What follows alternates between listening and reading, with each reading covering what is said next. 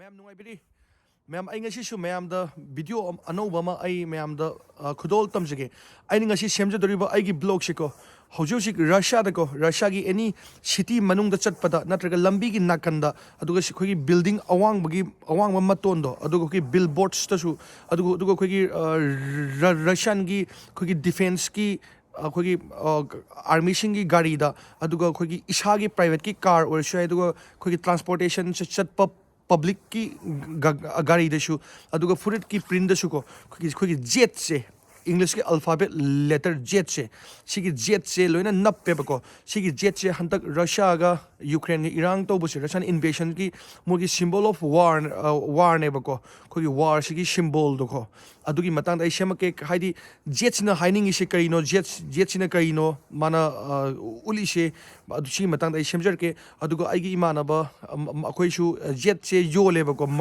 market ता अदु jet जो योन बदो अदुसु लेरु दबा इमाना बा अमना पामे हाइबा अदुदो आई मैम वीडियो चले फाउ यंगबियो मोय कमाइना योली हाइबसु अदुगो आई लंबी सु उच्चरके अदु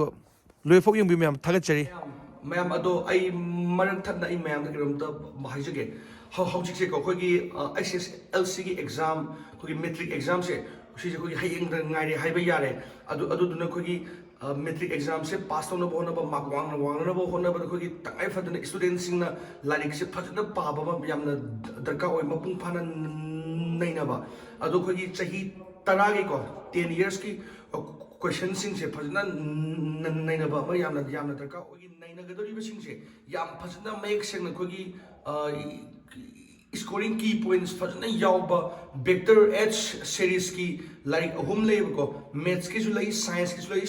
सोशल साइंस की सु लाइबिरगा अदगी पाबिरदी यामना कानबा ओइगनी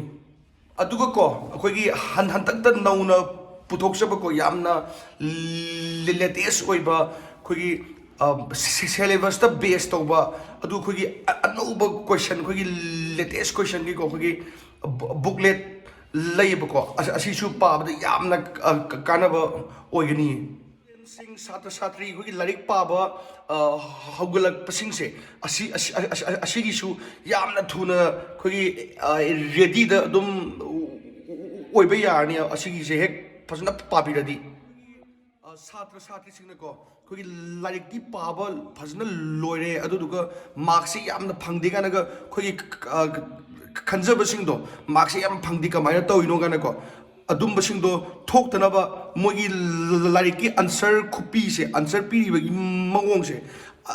असी से येंबिरदी को मोगी आंसर कमाई पी गानको सुम से फजना नैना बिरदी अदुम्ब थोकपदो कैसुजु थोरोय आई मखागी नंबर हापचरमगे अदुदुगो मैमना डायरेक्ट कॉल तौरगिसु यारे अदुदुगो खोगी इंस्टाग्राम की पेज लई फेसबुक पेज लई डायरेक्ट मैसेज थानरगा पाउ फाउबिरकांदा खोगी सुमाइना अदुम बरोल द थेनरगा फोन तौजरकपने गानको सुमाइना हाइबिरगा अदुम फजना मैम सादा सादा इंखलेबसिंग लाइक से यामना पहानिंग यामना कानबा ओइगनी हंतकी क्लास 10 थाबसिंग दा अदुम पाउ फाउना बिरो मैम आई वीडियो दमु लास्ट मैम अखोइना को अखोइना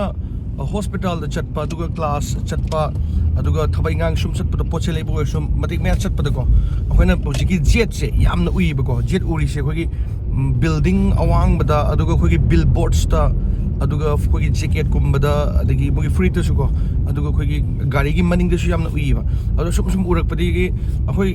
kaino ga nai sum last thigalak pado khoi manaba khoi sum hangnaraga अदुदुनिंदा अदो आई हौजिकती मरम से हाइद्रि कांदको आई हाना मोगी थेट पसिंग दो येंगबा नुंगाइनबा पापता हेना नुंगाइनब को आई डायरेक्ट उच्चर के मोय लंबी दा अखोय लाइने बा थबक लोरगा अदो लंबी दा खोगी थेट पसिंग बिल्डिंग दा दिगी बिलबोर्ड्स थेट पदो अदो सु अखोय उच्चर के अखोगी यूनिवर्सिटी की ममांग सोरोक लानबम दा सु अथेले अदो उच्चर के असिगी ममांग दा चलीबा गाड़ी से असी कार न तब ममा असिदसु जेट अन थारे तो असी खोगी लाइन चेन गाड़ी ने सिसे असिगी आदम थिले जुब्रा असिगी जेट से सुमाइना खोगी सिटी दसु थम्मे असिसे असिगी बिलबोर्ड थिले असिगी जेट से सुमाइना मयाम ने थिले से तो मफम कर लेबिसिंग दो अदुसु उच्चर के ꯑꯁꯤꯗꯁꯨ ꯊꯥꯔꯦ ꯇꯣ ꯖꯦꯠꯁꯦ ꯃꯣꯏꯁꯦ ꯒꯠꯇꯣ Dekadi. ꯄꯤꯈꯥꯗꯤ ꯅ ꯊꯥꯏꯌꯦ ꯃꯣꯏꯒꯤ ꯃꯤꯅꯤꯡꯁꯦ ꯑꯩꯈꯣꯏ ꯒꯠꯇꯣ ꯄꯤꯈꯥꯗꯤ ꯍꯥꯏꯇꯥꯔꯗꯤ ꯅꯣꯏꯁꯦ ꯔꯦꯗꯤꯗ ꯂꯩꯔꯗꯤ ꯄꯨꯂꯞ ꯆꯪꯃꯤꯟꯅꯔꯁꯤꯒ ꯍꯥꯏꯕꯗꯣ ꯑꯗꯨꯝꯕꯅꯦ ꯂꯝꯕꯤꯗ ꯊꯥꯔꯤꯁꯦ ꯑꯩꯅ ꯉꯁꯤ ꯎꯠꯆꯗꯣꯏꯁꯦ ꯑꯩꯈꯣꯏꯒꯤ ꯖꯦꯠꯀꯤ ꯃꯇꯥꯡ ꯈꯛꯇꯅꯦꯕꯀꯣ ꯑꯗꯣ ꯑꯩꯅ ꯖꯦꯠꯀꯤ ꯃꯇꯥꯡ ꯈꯛꯇꯅꯦꯅ ꯀꯩꯒꯤꯅꯣ ꯍꯥꯏꯔꯀꯥꯟꯗ ꯑꯩꯈꯣꯏꯒꯤ ꯋꯥꯔꯒꯤ ꯁꯤꯝꯕꯣꯜꯅꯦꯕꯀꯣ ꯑꯩꯈꯣꯏ ꯖꯦꯠꯁꯦ ꯑꯗꯣ ꯃꯃꯥꯡꯗ ꯑꯩꯈꯣꯏꯅ ꯃꯌꯥꯝ ꯔꯁꯤꯌꯥꯒꯤꯗꯤ ꯃꯌꯥꯝ ꯂꯩꯈ꯭ꯔꯦꯗꯅ ꯑꯩꯈꯣꯏꯒꯤ ꯑꯣ ꯂꯩꯕ ꯑꯦꯛꯁ ꯂꯩꯕ ꯑꯩꯈꯣꯏꯒꯤ ꯋꯥꯔꯒꯤ ꯁꯤꯝꯕꯣꯜꯁꯦ ꯑꯩꯈꯣꯏꯒꯤ ꯑꯣ ꯑꯦ ꯃꯌꯥꯝ ꯃꯈꯜ ꯃꯌꯥꯝ ꯂꯩꯈꯤꯕ ꯃꯥꯜꯂꯦꯕꯀꯣ ꯑꯗꯣ ꯍꯟꯗꯛꯀꯤꯗꯤ ꯔꯁꯤꯌꯥꯒ ꯌꯨꯀ꯭ꯔꯦꯟꯒꯤꯗ ꯇꯧꯔꯤꯁꯦ ꯑꯩꯈꯣꯏꯒꯤ ꯖꯦꯠꯅꯦꯕ ꯑꯗꯣ ꯑꯩ ꯖꯦꯠꯁꯦ ꯈꯤꯇꯪ ꯑꯩ ꯍꯥꯏꯖꯔꯦ ꯑꯩ ꯖꯦꯠꯇꯣ ꯍꯥꯏꯖꯔꯛꯑꯒꯦꯕꯀꯣ ꯖꯦꯠꯁꯦ ꯑꯩꯈꯣꯏꯅ ꯄꯥꯔꯤꯁꯦ ꯖꯦꯠ ꯑꯅ ꯄꯥꯗ꯭ꯔꯥ ꯑꯗꯣ ꯖꯦꯠꯁꯦ ꯏꯪꯂꯤꯁ ꯑꯜꯐꯥꯕꯦꯠꯅꯤꯗꯅ ꯑꯗꯣ ꯃꯣꯏꯒꯤ ꯔꯁꯤꯌꯟꯗꯗꯤ ꯖꯦꯠꯁꯦ ꯖ ꯍꯥꯏꯅ ꯄꯥꯏꯌꯦꯕꯀꯣ ꯑꯩꯈꯣꯏꯅ ꯑꯦ ꯕꯤ ꯁꯤ ꯗꯤꯅ ꯄꯥꯕꯁꯦ ꯏꯪꯂꯤꯁꯇ ꯃꯣꯏꯒꯤ ꯑꯜꯐꯥꯕꯦꯠꯇꯅ ꯃꯣꯏꯒꯤꯗꯅ ꯑ ꯚꯦ ꯕꯦꯅ ꯍꯥꯏꯗꯅ ꯃꯥꯟꯅꯗꯦꯕꯀꯣ ꯃꯣꯏꯒꯤ ꯑꯗꯨꯅ ꯔꯁꯤꯌꯟꯒꯤ ꯈꯣꯟꯊꯣꯛꯇꯗꯤ ꯍꯧꯖꯤꯛꯀꯤꯗꯣ ꯖꯦꯠꯁꯦ ꯖꯅꯦꯕꯀꯣ ꯑꯗꯣ ꯖꯦꯠꯇꯨꯅ ꯃꯣꯏꯒꯤ ꯑꯁꯦꯡꯕꯁꯦ ꯑꯁꯥꯡꯕ ꯍꯥꯏꯇꯥꯔꯦ ꯃꯣꯏꯒꯤ ꯔꯁꯤꯌꯟ ꯃꯔꯣꯜꯗ ꯍꯥꯏꯔꯒꯗꯤ ꯖ ꯄꯥꯕꯦꯗꯨ ꯍꯥꯏꯌꯦꯕꯀꯣ ꯖ ꯄꯥꯕꯦꯗꯨ ZAPOBEDU ꯖ ꯄꯥꯕꯦꯗꯨ ꯑꯗꯣ ꯑꯁꯤꯁꯤꯅ ꯃꯤꯅꯤꯡ ꯇꯧꯔꯤꯁꯦ ꯏꯪꯂꯤꯁꯇ ꯐꯣꯔ ꯕꯤꯛꯇꯔꯤ ꯍꯥꯏꯕꯅꯦꯕ ꯍꯟꯗꯛꯀꯤ ꯔꯁꯤꯌꯟ ꯏꯟꯚꯦஷꯟꯁꯦ ꯁꯤꯗ ꯃꯣꯏꯅ ꯁꯞꯄꯣꯔꯠ ꯇꯧꯏ ꯕꯤꯛꯇꯔꯤ ꯑꯣꯏꯅꯤꯅ ꯁꯨꯃꯥꯏꯅ ꯃꯣꯏꯅ ꯈꯟꯅꯩꯌꯦꯕꯀꯣ ꯔꯁꯤꯌꯥꯒꯤ ꯖꯒꯥ ꯈꯔꯗꯀꯣ ꯑꯩꯈꯣꯏꯒꯤ ꯔꯁꯤꯌꯥꯒꯤ ꯋꯦꯁ ꯔꯣꯝꯗꯀꯣ ꯍꯧꯖꯤꯛꯀꯤ ꯖꯦꯠꯁꯦ ꯑꯩꯅ ꯖ ꯄꯥꯕꯦꯗꯨ ꯐꯣꯔ ꯕꯤꯛꯇꯔꯤꯒꯤꯅꯦꯅ ꯑꯩꯅ ꯍꯥꯏꯗ꯭ꯔꯥ ꯑꯗꯣ ꯋꯦꯁ ꯔꯣꯝꯒꯤ ꯁꯥꯏꯠꯇꯗꯤ ꯑꯩꯈꯣꯏꯒꯤ ꯖꯦꯠꯁꯦ ꯖꯁꯦ ꯖꯥꯄꯠ ꯍꯥꯏꯗꯅ ꯃꯣꯏꯒꯤ ꯃꯔꯣꯜꯗ ꯖꯥꯄꯠ ꯀꯧꯋꯦꯕꯀꯣ ꯖꯄꯥ ꯑꯩꯈꯣꯏꯁꯨ ꯍꯧꯖꯤꯛ ꯀꯩꯅꯣꯗ ꯒꯥꯔꯤꯗ ꯏꯃꯥꯟꯅꯕꯁꯦ ꯑꯩꯒꯤ ꯏꯃꯥꯟꯅꯕ ꯑꯍꯃꯠꯁꯦ ꯃꯥꯁꯨ ꯑꯩꯈꯣꯏꯒꯤ ꯁꯣꯔꯨꯝ ꯑꯃ ꯂꯩꯌꯦꯕꯀꯣ ꯑꯗꯨꯗ ꯃꯥꯏ ꯀꯥꯔꯗ ꯖꯦꯠꯁꯦ ꯅꯞꯄꯨꯁꯦꯅ ꯂꯩꯔꯨꯁꯦꯅ ꯍꯥꯏꯕ ꯑꯗꯨꯁꯨ ꯑꯩ ꯃꯣꯏꯗꯣ ꯀꯃꯥꯏꯅ ꯌꯣꯜꯂꯤ ꯂꯨꯄा ꯀꯌꯥ ꯄꯤꯒꯦ ꯑꯩ ꯂꯩꯐꯝꯗꯣ ꯑꯗꯨꯁꯨ ꯑꯩ ꯆꯠꯂꯒ ꯃꯌꯥꯝꯗꯣ ꯎꯠꯆꯔꯛꯀꯦ ꯖꯦꯠ ꯊꯥꯕꯗꯣ ꯂꯩꯕ ꯂꯥꯛꯏꯅꯦꯕ ꯁꯤꯗ ꯑꯩꯈꯣꯏꯒꯤ ꯃꯅꯤꯡꯒꯤꯁꯦ ꯑꯩꯈꯣꯏꯒꯤ ꯀꯥꯔꯒꯤ ꯁꯣꯔꯨꯝꯅꯦ ꯑꯩꯈꯣꯏꯗ ꯀꯥꯔꯗ ꯅꯞꯄꯩꯅꯤꯅ ꯀꯥꯔꯗ ꯌꯥꯎꯋꯦꯕꯀꯣ ꯑꯗꯨꯒꯤ ꯑꯁꯤꯗꯒꯤ ꯑꯣꯏꯅ ꯂꯩꯕ ꯂꯥꯛꯄ ꯑꯁꯤꯗ ꯃꯣꯏ ꯌꯣꯜꯂꯦ sida ꯖꯦꯠ ꯑꯩꯈꯣꯏꯅ ꯂꯩꯔꯛꯏꯗꯣ ꯑꯁꯤꯁꯤꯒ ꯃꯆꯥ ꯑꯃꯒ ꯂꯩꯔꯛꯄꯅꯦꯕ ꯑꯗꯣ ꯂꯨꯄꯥ 300 ꯈꯛꯇꯪ ꯂꯧꯍꯧꯋꯦ ꯌꯥꯝꯅꯁꯨ ꯇꯥꯡꯕ ꯅꯠꯇꯦ ꯂꯨꯄꯥ 300 ꯑꯗꯨꯃꯥꯏꯅ ꯂꯧꯍꯧꯋꯦ ꯌꯥꯝꯅ ꯍꯣꯡꯉꯦ ꯑꯗꯨꯝ ꯑꯩꯈꯣꯏꯗꯣ ꯍꯜꯂꯅꯤ ꯁꯤ ꯂꯩꯔꯦ ꯂꯥꯗꯥ ꯁꯣꯔꯨꯝꯅꯦ ꯑꯁꯤꯗꯁꯨ ꯖꯦꯠ ꯑꯃ ꯂꯩꯔꯦ ꯇꯨ ꯃꯐꯝ ꯈꯨꯗꯤꯡꯒꯤ ꯃꯌꯥꯝ ꯂꯩꯔꯦ ꯑꯩꯅ ꯈꯥꯝꯃꯒ ꯊꯑꯣꯏꯅ ꯀꯩꯅꯣ ꯇꯧꯔꯤꯅꯦ ꯍꯧꯖꯤꯛꯇꯣ ꯌꯦꯡꯉ ꯂꯩꯅꯦ ꯃꯌꯥꯝꯗꯣ there is also jet 이만하바 한번나 시다수 마기 카르기 마망다 젯세 납더래 아두부 젯도 아이나 ꯉꯁꯥꯏ 하이버도 시도 아두 아시다수 타이버고 저 파베두나 for victory 나 타이 시시디 타드레버고 마닝가 시시 타이 저 파베두 for victory 하이네 시시